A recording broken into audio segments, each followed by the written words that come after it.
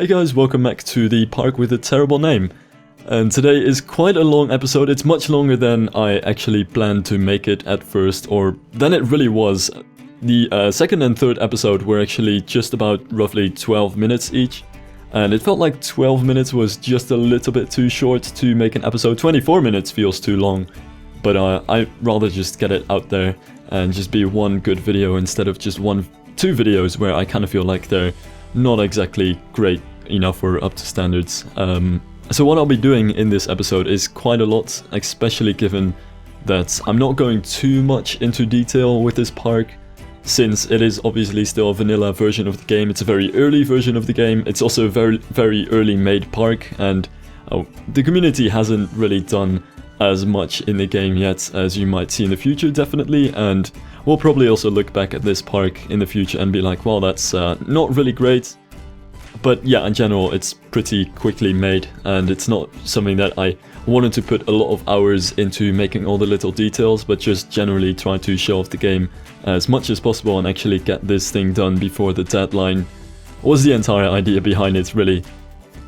Park-wise though, it's a little bit more planned than that, even though much of this was pretty much just winged on the spot and there's no real big planning behind it.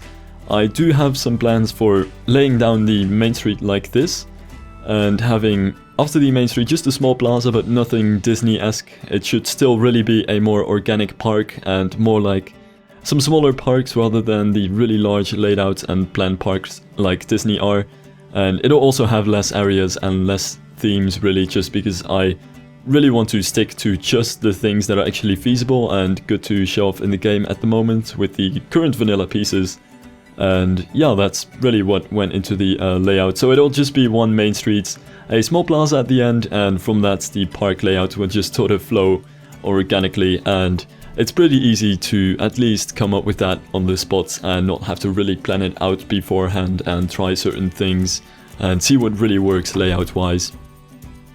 Just a couple of words about these little buildings over here. They're very similar to the buildings on the other side. I just wanted to make the entire main streets in one style, sort of play it safe in this case and not go too much overboard with different types of buildings. So most of these buildings are really a play on the same similar theme, just very standard box-like buildings with just slightly different colors and different colors of wood and wooden frames, as well as different ways of setting up the wooden frames and slightly different details around each building, just to make sure that they are not all exactly the same, but they're still quite similar. And it sort of fits into that idea where I like to not just fit main streets, but you also very often see in cities where the buildings are similar enough in height and looks to be very coherent and form one street, whereas they still have different details and are different enough to at least look somewhat dynamic and not so boring. And that's really the kind of safe way I approach this main street as well. Though this building over here, well, in the end, is probably one of my favorites, if not my favorite buildings on the main streets. It's actually a pretty big play with the different levels here. Like every single floor of the building also has its own part sticking out without a roof, and even the lowest floor has that small sort of, I'm not entirely sure what to call it, but the wooden beam sticking out on the top there. So the first floor has that little part with the wooden overhang. The second floor still has a small, almost balcony-like thing next to the tower, and then obviously there's the tower as well. So there's a lot of just playing with the different heights in this building. It is quite a leveled building, which is something that I do think, and this is something which is probably worth talking about given how this entire game is viewed from an, well, axonometric perspective, I should really say. And special thanks to Zed, by the way, for actually explaining, well, not really explaining, but telling me about all this stuff, which is something that I never actually realized. Because before I always said that this game has a isometric camera, which turns out to completely be wrong, but it's quite a bit more complicated than just whether it's an isometric camera or not an isometric camera.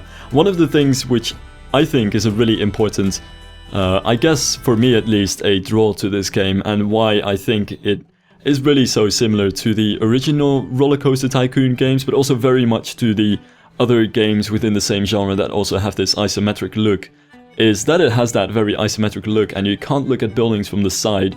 And this already changes the entire way that you look at building things, I find. Like, it's really different to build things from a top-down perspective than just from a perspective from the ground, for instance, or having to keep in mind that a building looks good from the ground as well. And this is something that you have really seen also when you compare the first two roller coaster games to Roller Coaster Tycoon games to the third game, and something which I really find over here as well. It's very different to make buildings from a top-down isometric-like perspective. But the catch is, I have always been saying that this game is isometric, which it actually isn't.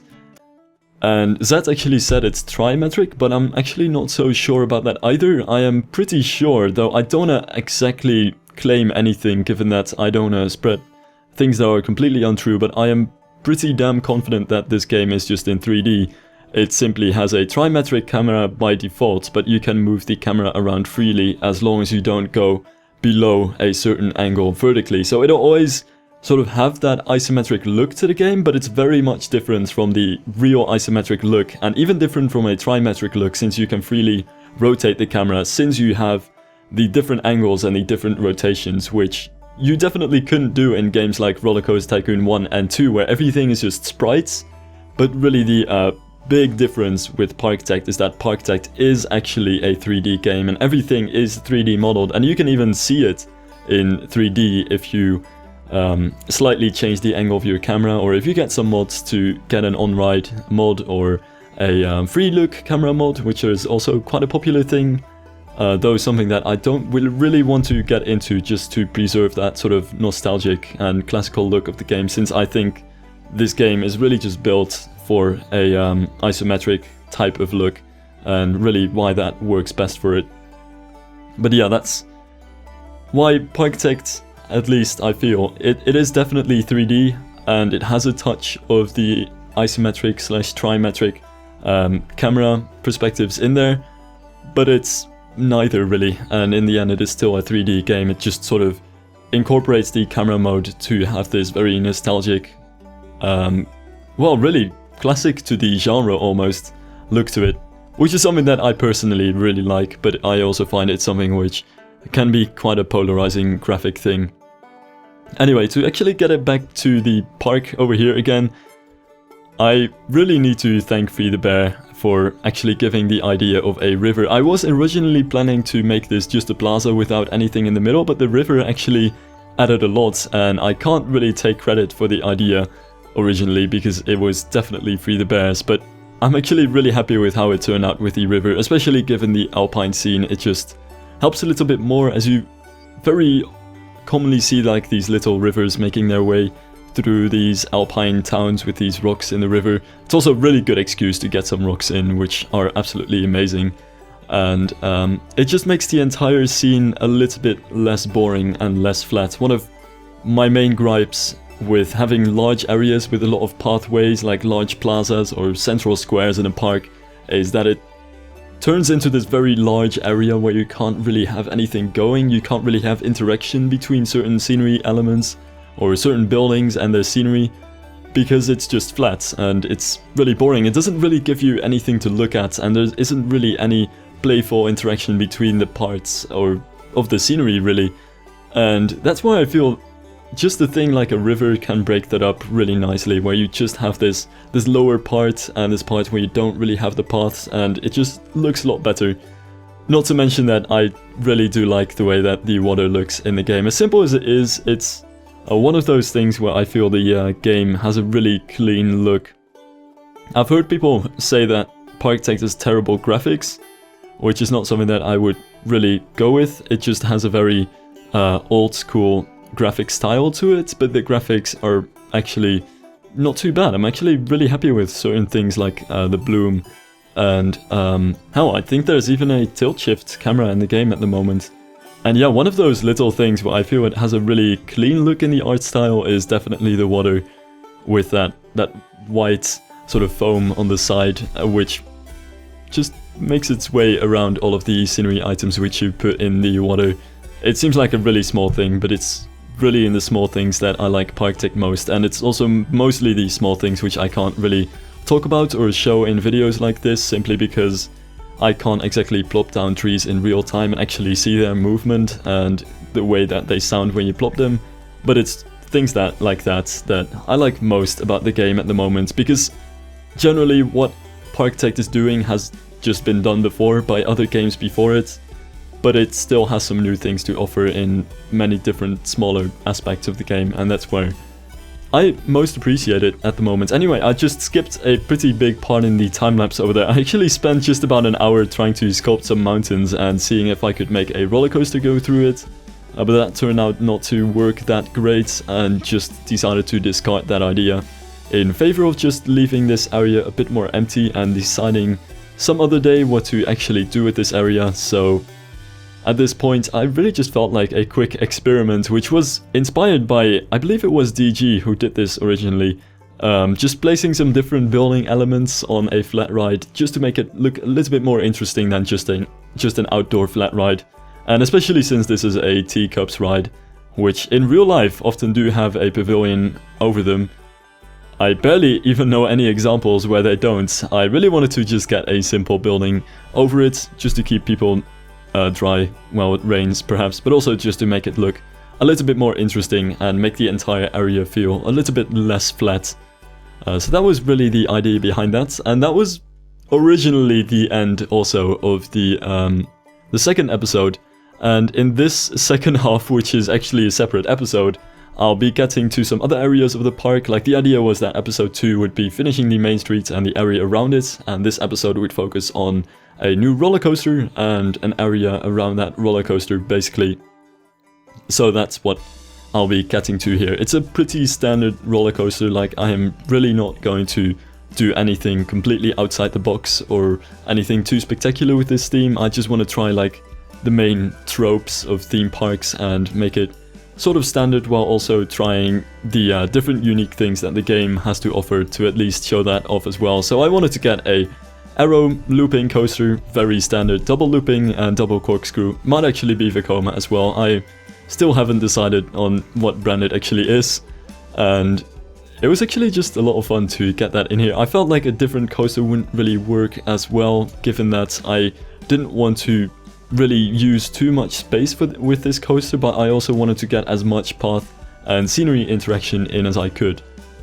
Basically because it's much more interesting to look at a coaster which has lots of interaction with paths underneath it and has some scenery around it and even some rides that it comes really close to, than just a coaster which has its own designated sort of coaster zone with some trees around it and a fence around it and nothing else, and just sort of be there as a Six Flags park would probably often do.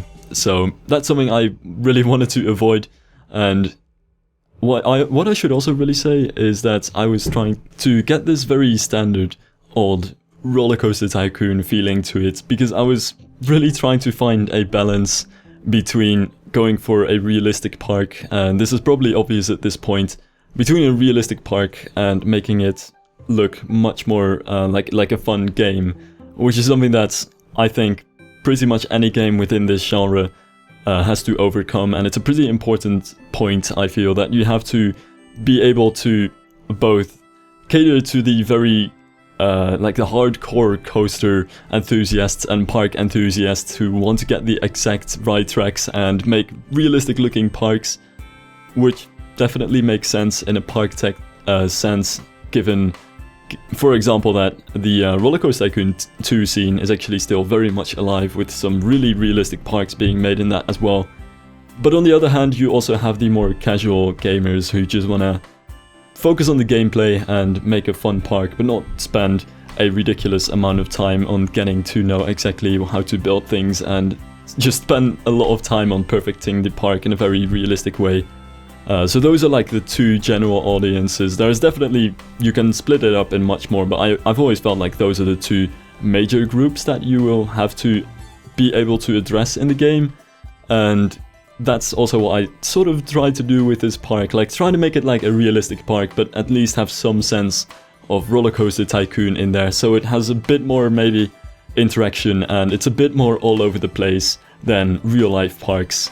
So in that sense, it's perhaps more like the scenarios in Roller Coaster Tycoon 1, which have actually been quite an inspiration as well, in a strange way. So yeah, that's the idea behind the park. It's also the idea that this park, at once, I wanted to make it somewhat realistic, but also be able to show off the game, and I felt if I would just focus on realism alone, there are too many things that you can get from the game, which I wouldn't really be able to get from it if I would just focus on realism alone, and just not give myself any freedom, I guess, to make things a little bit more interesting, even if it's not as realistic.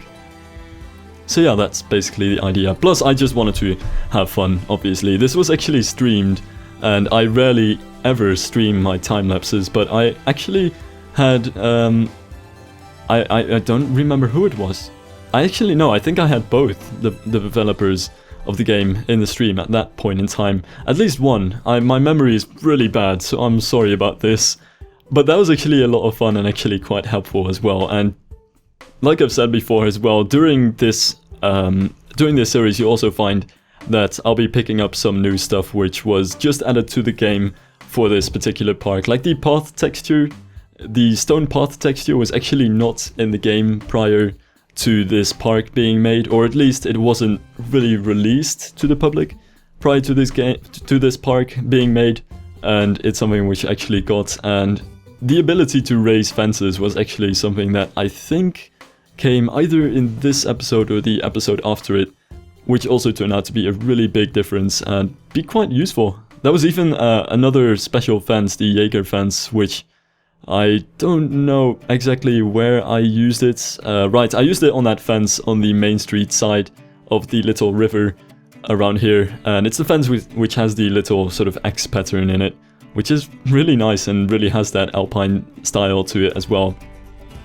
Anyway, to come back to the roller coaster, because I just keep drifting off topic, I wanted to also keep the station quite simple, but this is really where I feel you can sort of get this idea that it's made from an isometric perspective and not from the ground and not in a completely 3D game. Like, a lot of focus of this building was on the roof and getting the entire structure composition wise to be at least interesting to look, and this is perhaps also where you can really see the biggest difference between making things look good in an isometric game versus a 3D game, because in isometric there is such a large focus on what you see from above, while it's not even really the biggest thing when you're in a theme park, because you obviously don't really see anything from above in a real theme park, and that's really quite a big difference and makes quite a difference on how you make certain things. So with this station, for instance, it has a lot of variety in the roofs and different composition with different parts and heights, but when you actually look